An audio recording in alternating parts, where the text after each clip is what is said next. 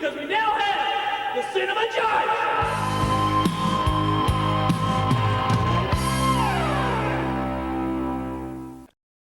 Hello, hello, hello, and welcome to the Cinema Judge. I hope my voice finds you well. To all my regulars out there, welcome back. If you're new to the show, welcome aboard. Now, approaching the bench today, we have the new horror film, Night Swim, and this is produced by Jason Blum and James Wan. And I don't know if you followed this at all for the last couple of years or what have you. Both of these guys had their own companies.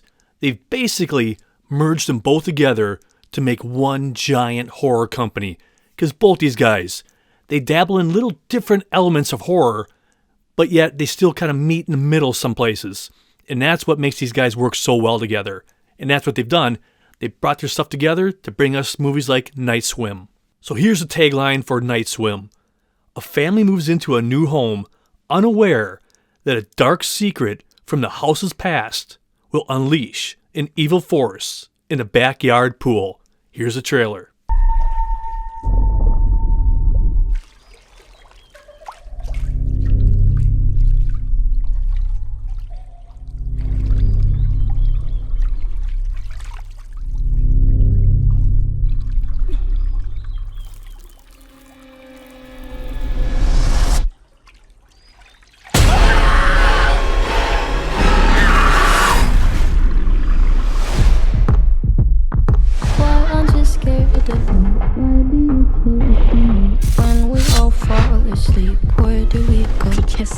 No, he didn't. When we were fixing up the pool... They said it hadn't been used in 15 years. Maybe they weren't pool people.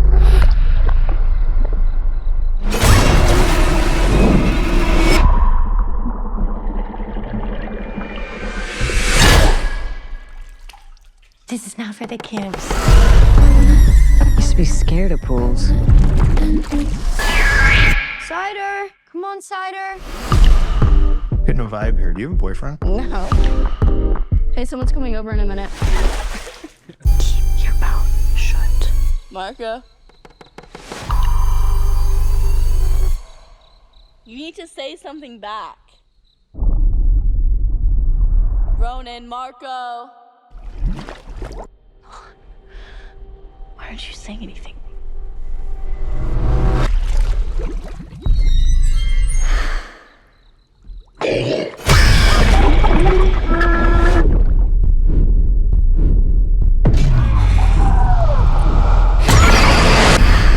My kids have seen things. And I'm worried something is happening to my husband.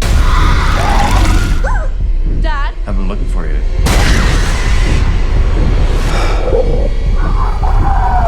There has to be some way to stop this. Marco.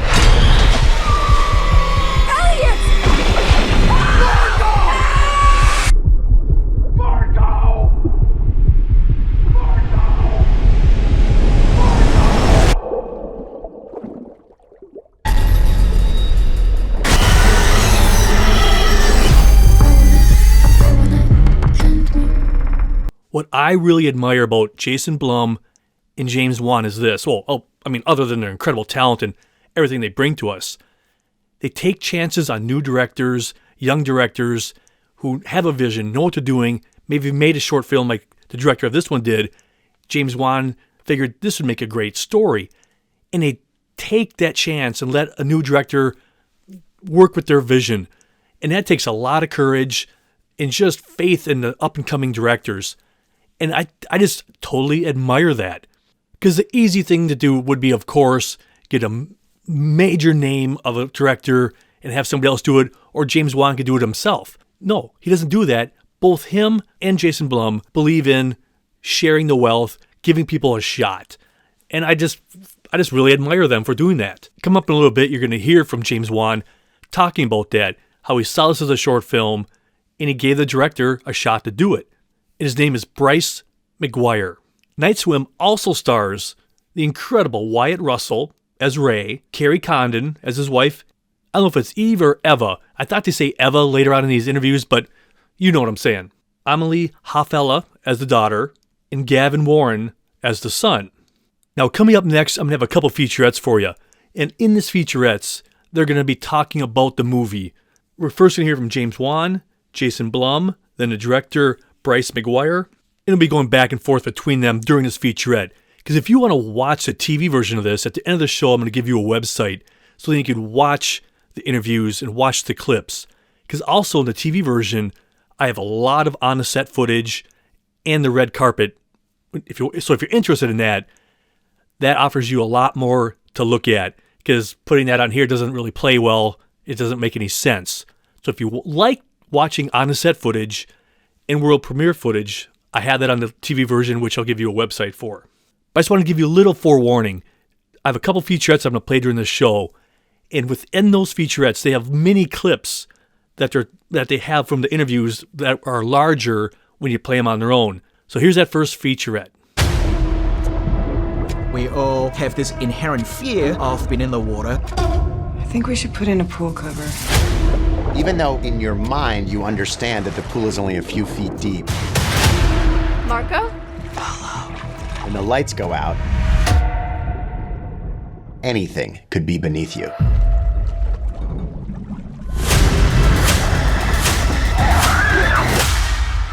This is a story about a family who, seeking a better life, moves in this house with a backyard pool.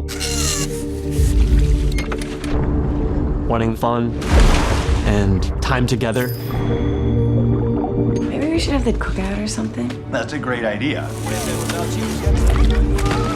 And what they get is a terrifying secret that is hidden beneath the surface of that water.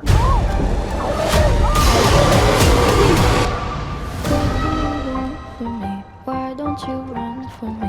What are you wondering? What do you know?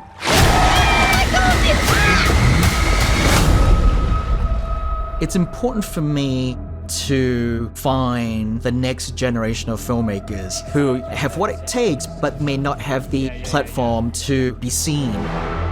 I was substitute teaching elementary school, and I was writing Night Swim is about how I felt when I was a kid in a pool by myself, convinced that there was something beneath me. You saw something, didn't you?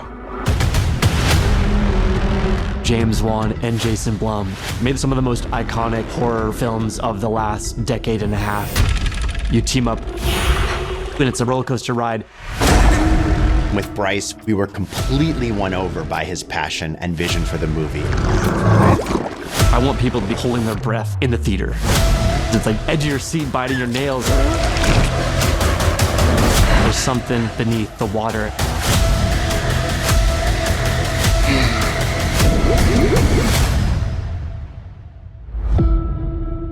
The next time you jump in your swimming pool, you're gonna think twice. In water, we become prey really f***ing quickly. Everyone's had that feeling of like, what's in the pool? Especially at night. What is it exactly? You feel something swim past your leg. It's like, yeah! Oh my God! I don't like thinking about those things.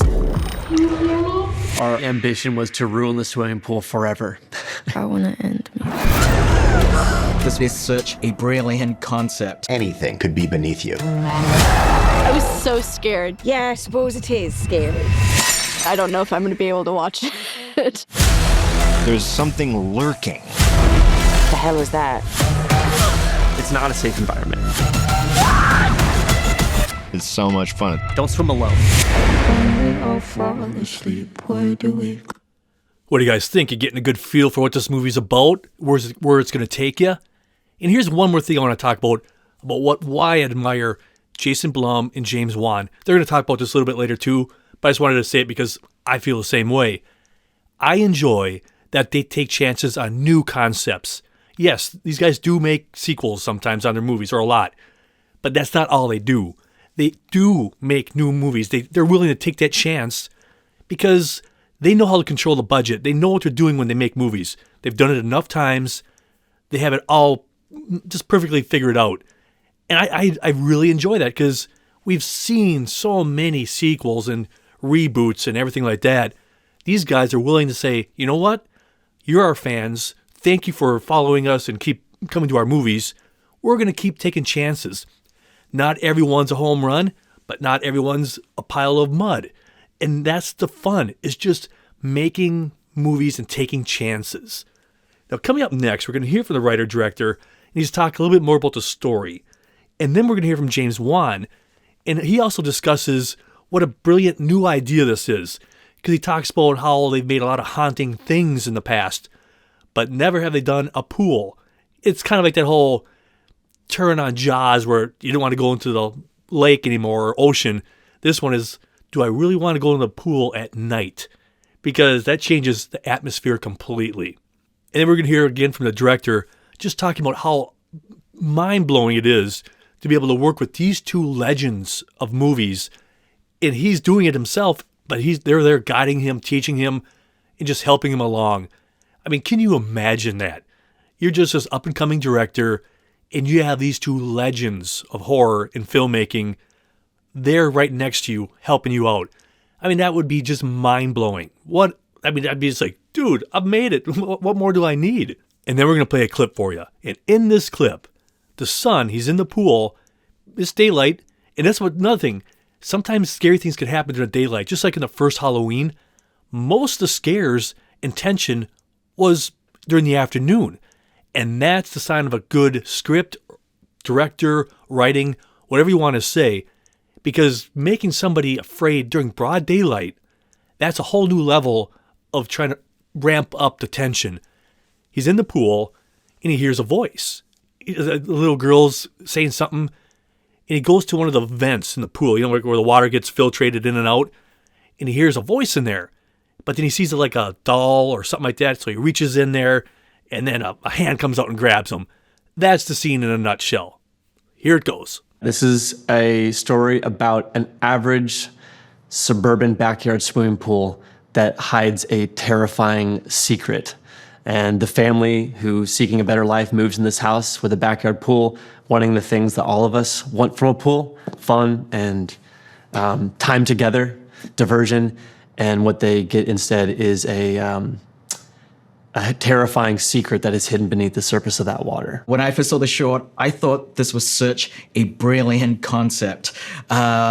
We've had many kind of haunting movies over the years, but we've never really had a haunted swimming pool movie.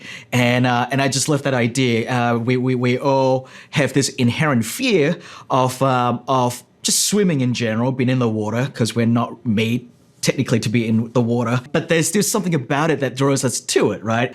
And so the idea of taking this thing that is supposedly fun and twisting it and making it darker and finding the potential scary story within this was exciting to us. It's such a pinch me moment to be working with Jason Blum and James Wan on a movie like this, which is just so perfectly in the middle of both of their wheelhouses, like right in that Venn diagram where their stuff overlaps. I feel like Knife Swim just fits there. And it's been amazing to have their guidance and ideas and support as we've made this film. It's been incredible. And I'm not going to lie to you. I'm not the greatest swimmer in the world. I could barely float. I'm more of a doggy paddle type guy. I can stay afloat and, just wade water, but I can't really sit there on my back and just float relaxing and go la, la, la. For me, I just get all panicky. The water's right up there by your eyes, and it's not my cup of tea. So these kind of movies always do give me a little bit of a creepy feeling. Because I remember, and I think it was just some TV show way back in the early 80s, they had this scene where everybody's in the pool, and they had a shot from underneath. You see all the legs kicking, and then you see this hand come up, grab this person by the ankle, pull them down, and then they handcuff them to the grate at the bottom. And the person could see everybody above him, but he couldn't do anything. That's forever singed in my mind. And I think it was just a normal TV show. But man, that just freaked me out. And that's a whole other element too, shooting underwater. And we're going to have an interview from the director talking about that. Because when you're shooting underwater, there's so many things that go wrong. And he talks about that. I'll just let him get into that a little bit more. And then we're going to hear from Jason Blum talking about how lucky they are to have Kerry Condon be part of this movie. Because if you don't know, she's been in a lot of movies like Captain America, Endgame, Unleashed. And I'm going to butcher the name of this movie. And I watched it, and it was one really unique film. And they talk about this. Jason Blum does. The Banshees of Inisherin. Again, I know I said that wrong. It was a very, very unique film. If you haven't seen it, check it out. But I'm going to forewarn you, it's pretty bleak at some points. You're like, what am I watching? But I'm not saying it's bad. It's just, again, extremely unique. And then we're going to hear from Kerry. And I like this interview. She talks about one of the reasons she really wanted to do this role. It's not all lovey-dovey. It's real kind of banter back and forth. People are arguing. They're having fights. It's not the perfect relationship where it's, hey, honey bunny. It's real situations where it's not just everything's bunnies and marshmallows, you know.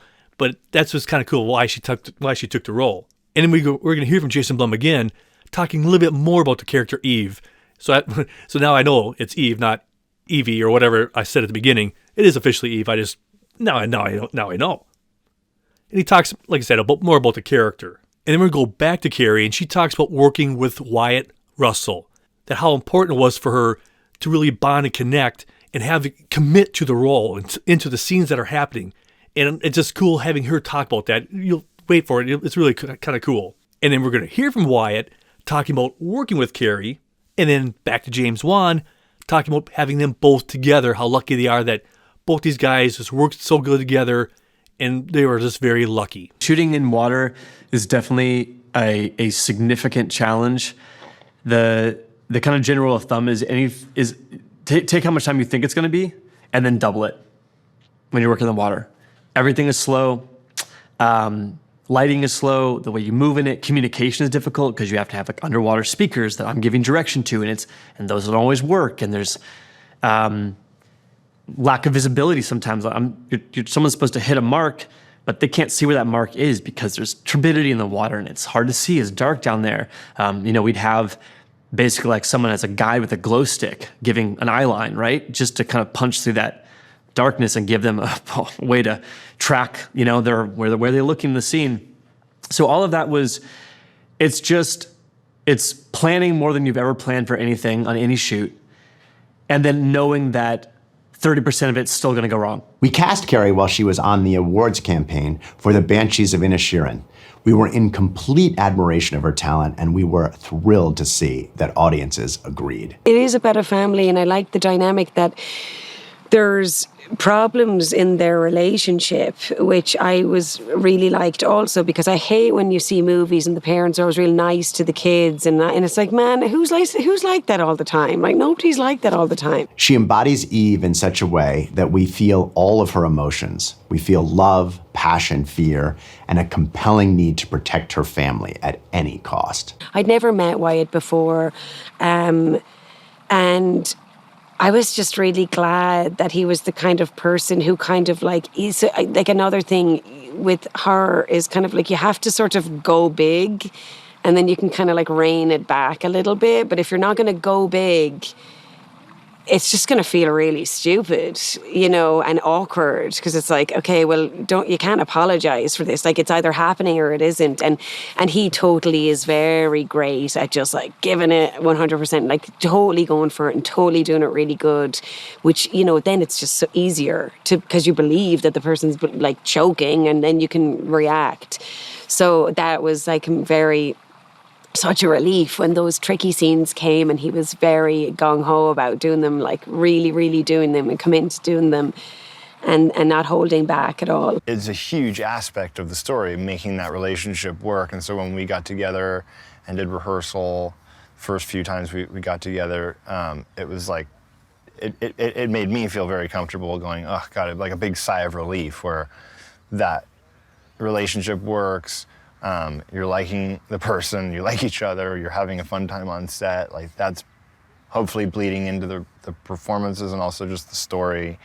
And yeah, but she's really the one that you see the story unfold through. She's sort of the arbiter of how we find out what the problem with the pool is, and she has to sort of run the gamut of storytelling through her eyes. Wyatt and Kerry are such talented actors. We're very lucky to have them in this film, and having Wyatt and Kerry to be the two people to help anchor that particular dramatic story point is extremely important, because they help us ground the movie in a way where we believe in their predicament, and ultimately when they have to do what they have to do to fight the evil that comes with the swimming pool, the cursed water, you believe in their journey to do so. I love that line, the curse of water, because we all know water can do so many things. And I love that term, the curse of water. It pretty much sums up all real and imagined fears of when you're in the water, from sharks to whatever it may be. It's just really fascinating. And Kerry talks about that too, coming up next in the next interview. Being vulnerable, the vulnerability of being in the water. Doesn't matter how good of a swimmer you are vulnerable. There is like a vulnerability in water, I think, that a lot of people have. Even if you are a confident swimmer, there's a notion that like the water really has more control over you, no matter how great you are at swimming or how great you're at surfing or whatever. It's like nature, and that has, it's stronger than you. And I get it. There wasn't a lot of audio, or I shouldn't say audio, a lot of dialogue in that particular scene. And I struggle with that sometimes. Should I play clips that don't have a lot of audio? You can hear the ambient noise and get the tone of the scene, but I just don't know if it takes you out of it and you're like, come on, move along, buddy, let's go.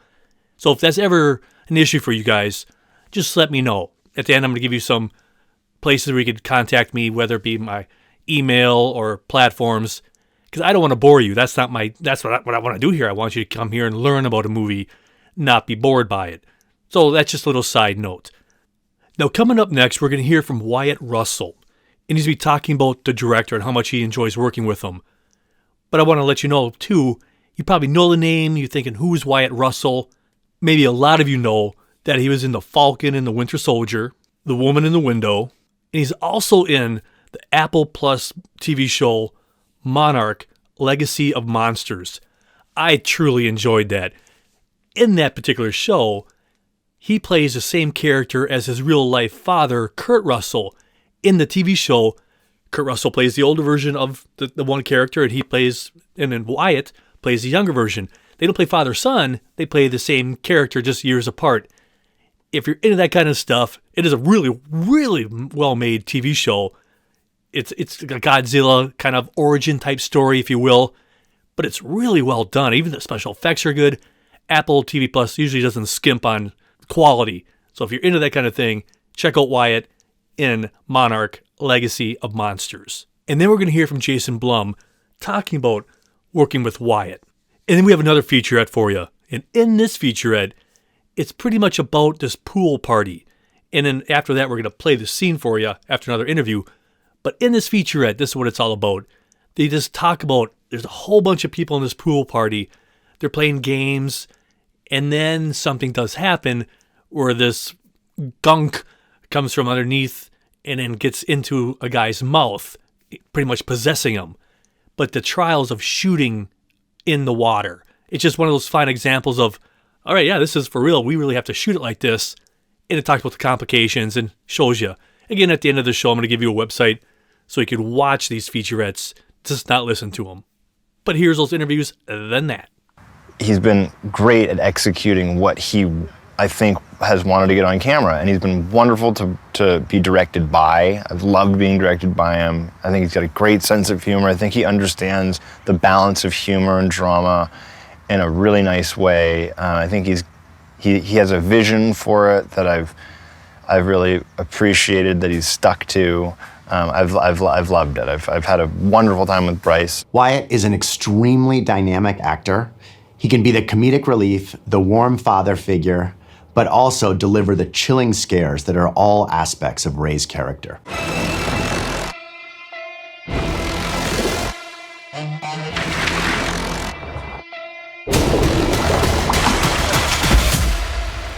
will roll on this rehearsal so we can look at playback. We are shooting the nightmare pool party of all time. Happy sunny day.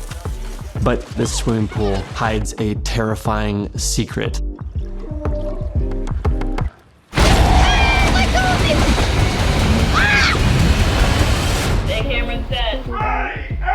What is it exactly? You oftentimes don't see movies that feature real in-water camera work. There's so many aspects to underwater camera work. It's very tricky. It's probably something that shouldn't be called out. The shot we're leading up to today involves sort of the water POV. The camera is going to rush into his mouth. Bury the hatchet or bury it. You have to think about, okay, where are the bubbles traveling? What does the hair do? How deep can we get? How long can the actress hold her breath? You rely heavily on signals and on underwater speakers. There's a lot of people that got to come together to prep for this. It's incredibly sophisticated to do. Marco. I can't even imagine how hard it would be to try to shoot something like that. All these elements that could go wrong, and they will go wrong, but you're still going to try to get that shot and make it feel authentic. Now, coming up next, we're going to hear from Jason Blum, and he's going to talk about what does he think the audience will expect from this film. I think audiences are going to love the scares. I think they're going to love the cast. But most of all, I think they're going to be really scared to get back into a swimming pool after watching Night Swim. Now, coming up next, we're going to have several interviews from the red carpet, and I'm not going to get in the way on this one because that's annoying when I interrupt every interview to say this is what they're talking about. So I'm just going to give you a list in order of who's coming up from the red carpet interviews. First, we're going to have the writer-director Bryce McGuire, James Wan, Jason Blum, Kerry Condon, Wyatt Russell, and one quick more note here on Wyatt Russell. I didn't know so recently. I guess for years before he got into acting, he was a goalie, semi-pro or pro, whatever. I apologize. Off the top of my head, I don't remember. I just remember seeing an interview or a clip about that. But I didn't know he was a goalie. You know what they say about goalies. And if you don't, look it up. But that's just really cool that he played hockey, he was a goalie, and now here he is now. I don't know. I just found that really cool. And then we have the young actress who plays the daughter, and I'm going to try to say her name again, and I'll do my best. Amelie Hafela. And I realize that's horribly wrong. But that's who's coming up next from the red carpet. I shouldn't face away from camera, but I just got to take this in for a beat because it is truly a dream come true. And I'm not just saying this because this is in-house Universal. This is from my heart. No one else knows how to put out an original movie like Universal Studios. And they've been doing it before it was cool and before everyone was trying to make money with low budget, genre, original concepts. Universal has been doing that for a long time, a very long time, which is why I was thrilled to end up at Universal. Truly, some of my favorite aquatic horror movies, Jaws, Creature from the Black Lagoon, going way back. When I met with Peter Kramer, I was just like, do you know what it means to me to have that Universal logo before this movie? Like, that's the movies that got me into wanting to make movies, and specifically like aquatic horror movies. So it really is like such a pinch me moment. I think we should leave hot tubs are safe for now, but you know, you never know. You never know. Haunted hot tub. Some part of us knows that we don't belong in water anymore, and that we get knocked down the totem pole very quickly. Like we're not the apex predator in water. Like things can hurt us in water that couldn't on land. We're vulnerable, and I think it just taps into that kind of primal state of like weakness. Like we're not on top of the food chain in the water. So I love getting to toy with that and use that against the audience and make them feel that. Yeah. I hope that it sparks the same kind of loyalty and just fandom around those things. They're so good at creating a culture where you want to be in on the next story, the next world, the next character. You want to be a part of that club. And I think Jason, James, both of them are really, really great. The best that there is with creating that secret society that you're just like desperate to be a part of. And I hope that, Night Swim becomes one of those like clubs that you want in your insignia ring, and you're like, you want to be in that swim team. So yeah, that's, I could not be more lucky to have those two giants of the genre, stand on their shoulders. It's amazing. Well, the great thing about seeing short films is you can actually see the potential that the short film has, right? You can see what it is about it that works, the concept, and the concept of a scary haunted swimming pool is something that hasn't been done before. And I love that idea. I've done enough haunted house, ghost stories and all that, but I've never done a scary haunted swimming pool idea. And the fact that we all have swimming pool at home these days just meant that, it's a very sort of relevant concept here. Let's be honest, us humans, we're not really made to, we're not accustomed for the water, right? Like, we can go for quick little swims, but we're not built for it. So if there's something underneath there that is scary, we can't see it, and it's not what we're designed to do. And so I think that really helps add to the primal fear that we have of water. When you go see a scary movie, it's always more fun to see it with your friends or someone you can hang on to. And scream and shout. And scream and shout, yes, that's right. And then laugh at your friend when they scream too loud. It's part of the world that we live in the sense that we enjoy scaring people, but we also want it to be fun as well. And I think Night Swim falls perfectly in that world where we're here to entertain and we want people to have a good time. I want them to be scared, throw their popcorns in the air, but I also want them to have fun. Gosh, water, you just have so much less control, and you got to come above it to breathe, and so everyone's always scared of being held under it. And that's a lot of what the movie's about, is being underwater and not being able to get up for air. That's my plan. I didn't want people to feel safe in a swimming pool. I'd had enough. Good for you. It's time to be scared of pools too. They felt left out. Well, it's an original, and James and I have both been lucky enough to be involved in lots of movies that have lots of franchises, and so it's always fun, to do an original, and Megan was an original last year, so it's very important to both of us that we keep making original horror movies, not just sequels, and that's what Night Swim is.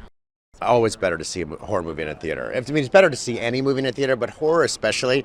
People, when you're at home, you're always got one eye on the screen and one eye on your phone, and I can't scare you when you're doing that.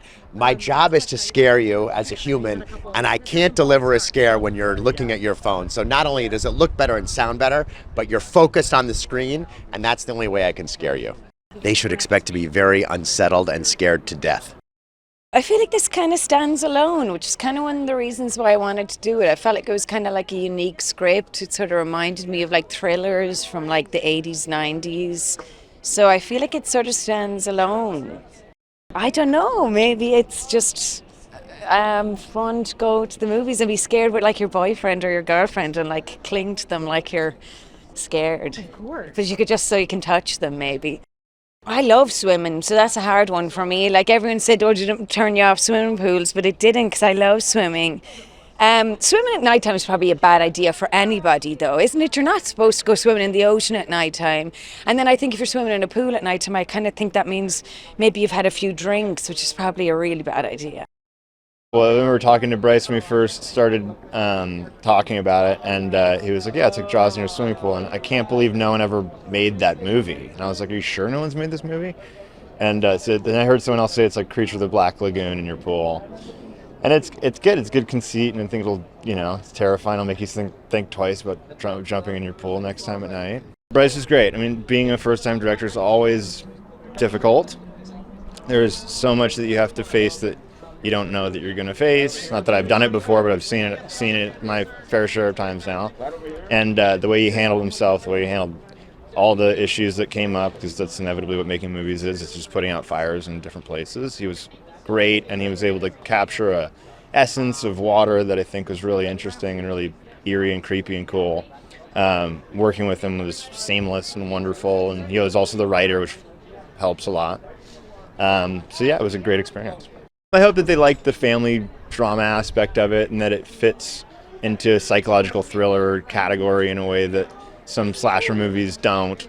That it has a little bit more teeth to the story than some horror films or what genre people may think. So I think it can spread beyond just the horror audience. I'm the same way about every movie. If it's a good director, it's a good filmmaker, and a good team, and a good story, then those are all good things that line up. If it's great people and a story that I don't like, then it may not be for me.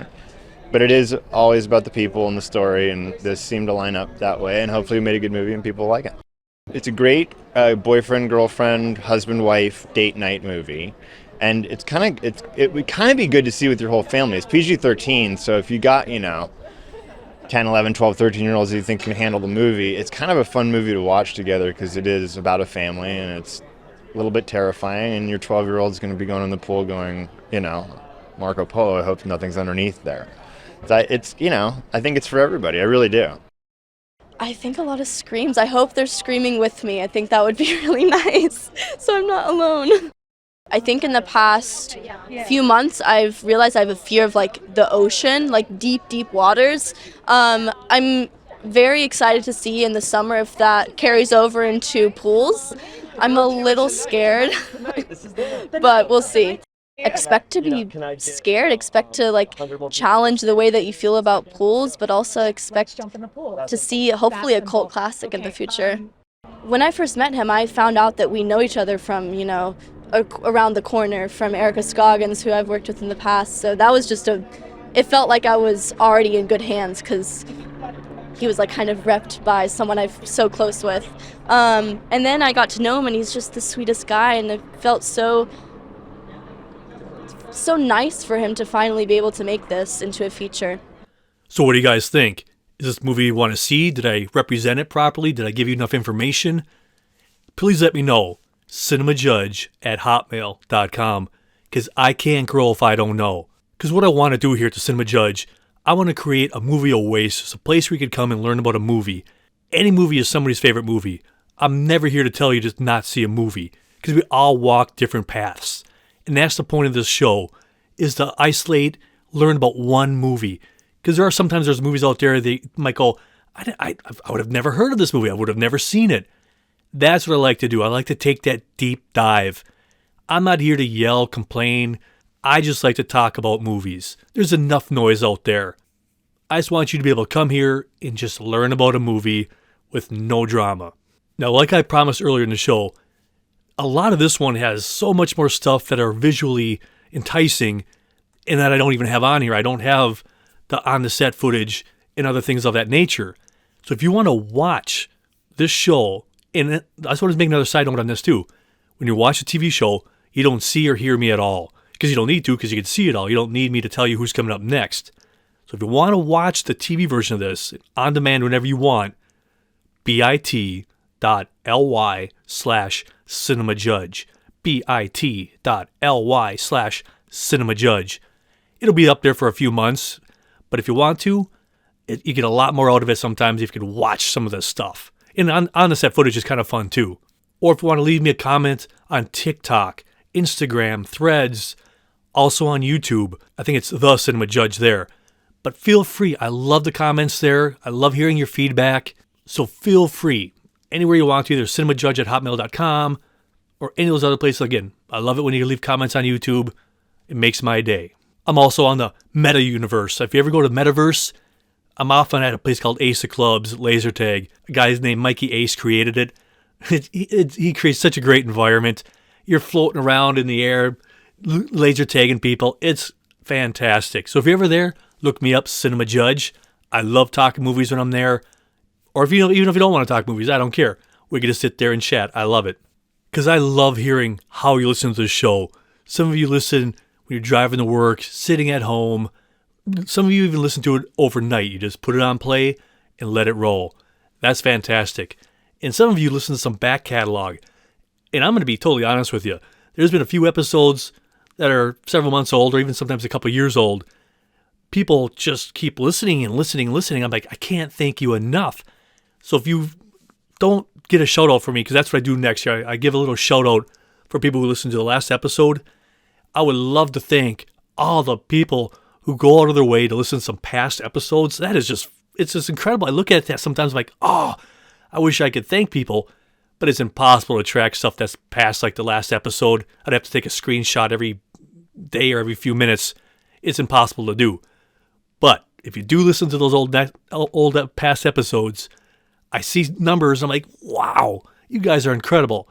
So thank you for whether you listen to the newest one or old ones. I don't care. It makes my day. But this shout out part goes out to everybody who listened to, well, not everybody, but a lot of people who listened to the last episode. So wherever, whenever, or whatever you're doing, this is for you. Last week we had people from the United States, Germany, Ireland, Minneapolis, Minnesota, is that Florissant, Missouri, Boca Raton, Florida, Edgewood, Kentucky, North Rhine-Westphalia, Frankfurt am Main, Hesse, Germany. You guys are always there. Thank you so much. I really appreciate you guys a lot. Dublin. Thank you so much, Dublin. Orange Beach, Alabama. Bad Bellingen, Baden, Württemberg. I butchered that, guys, but thank you so much for listening. North Beach, Maryland. Detroit Lakes, Minnesota. Rye, New York. Stillwater, Minnesota. Apex, North Carolina. Hamilton, Ohio. Des Moines, Iowa. Orlando, Florida. Kansas City, Missouri. St. Paul, Minnesota. Las Vegas, Nevada. New York, New York. Denver, Colorado. And that's just to name a few. So to all you people out there who take time to listen to this show, that shout-out was for you. And this week's bourbon shout-out goes out to Tyrell Lee and Donetta. And I remember you told me specifically how to say your name, Donetta. If I butchered that, I'm so sorry. But I so enjoy talking to you guys about movies and just be able to talk about stuff like that. So both you, Tyrell Lee and Donetta, thank you so much and cheers. As I previously mentioned, this is always a TV show first before I turn this into a podcast. And when I'm doing that, I don't have to have any stress about talking or anything of that nature. Because this obviously, sometimes I don't hit it out of the park very well. But when I'm making the TV show, that's my happy place. I'm editing about a show, learning about a movie, and cranking music. And it always depends on what mood I'm in, depends what I play when I'm listening or when I'm doing the editing. This week, I had just recently made a playlist for the band Kiss. I think I have all their albums on my device, but I'm like, I don't have all my choice songs on there. So before I started editing, like maybe the day before, whatever it was, I made up my choice list for Kiss. I think it was like over 120 some odd songs. I forget what it was, but it's something like over 7 hours of music, whatever. But man, I have so many fond memories of Kiss growing up. I've seen them several times with or without makeup. They just always make you just feel good. I remember as a kid, I used to collect Kiss cards. Like, how I had baseball cards, I had hockey cards, I collected all kind of cards, but I also had Kiss cards. I mean, they were just so ingrained in me growing up. And I always felt so bad. They always got such a bad rap from really parents who weren't very educated on them at all. I'm like, what? Have you listened to the lyrics, guys? It's just fun rock and roll. Yeah, sometimes they sing about sex, whoop-de-doo.